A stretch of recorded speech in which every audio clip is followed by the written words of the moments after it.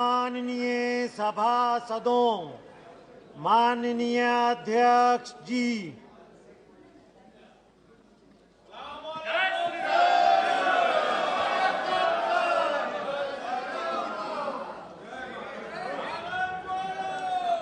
माननीय सदस्यगण, मुझे कुछ विषयों पर स्थगन प्रस्ताव की सूचना प्राप्त हुई है। मैंने स्थगन प्रस्ताव की किसी सूचना को अनुमति प्रदान नहीं की गई। माननीय रक्षा मंत्री जी, आप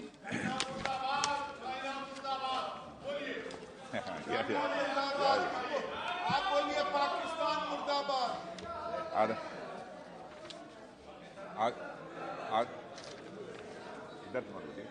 आदरणीय अध्यक्ष महोदय, मैं इस गरिमामयी सदन को अरुणाचल प्रदेश के तवांग सेक्टर में हमारी सीमा पर 9 दिसंबर 2022 को हुई एक घटना के बारे में अवगत कराना चाहूंगा।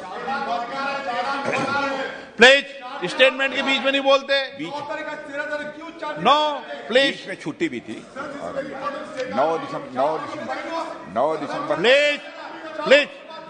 दिसंबर 2022 को पीएलए ट्रुप्स ने तवांग सेक्टर के यांगसे एरिया में लाइन ऑफ एक्चुअल कंट्रोल पर अतिक्रमण कर स्टेटस को एक तरफा बदलने का प्रयास किया। चाइना के इस प्रयास का हमारी सेना ने दृढ़ता के साथ सामना किया है अध्यक्ष महोदय,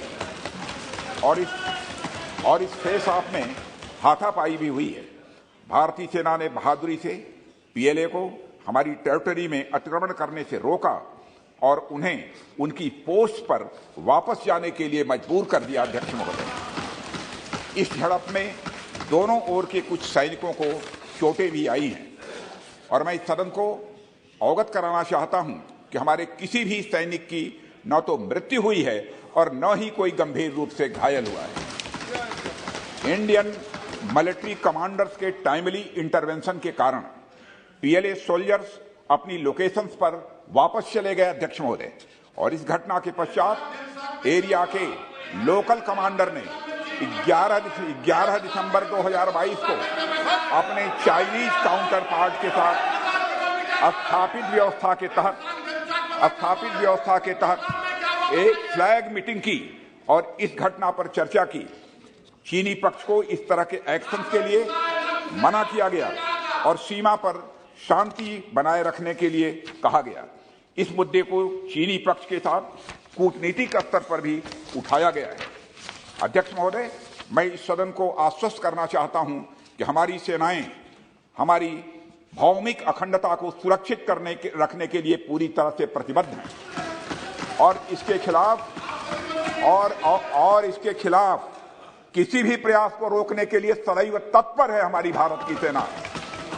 और मुझे विश्वास है कि यह सदन हमारी सेनाओं की वीरता और साहस को एक स्वर से समर्थन देगा। और अध्यक्ष महोदय, मैं पूरी तरह से आश्वस्त हूं कि यह संसद बिना किसी संशय के भारत की सेना की क्षमता, शौर्य, पराक्रम व प्रतिबद्धता का भी अभिनंदन करेगा। धन्यवाद अध्यक्ष महोदय।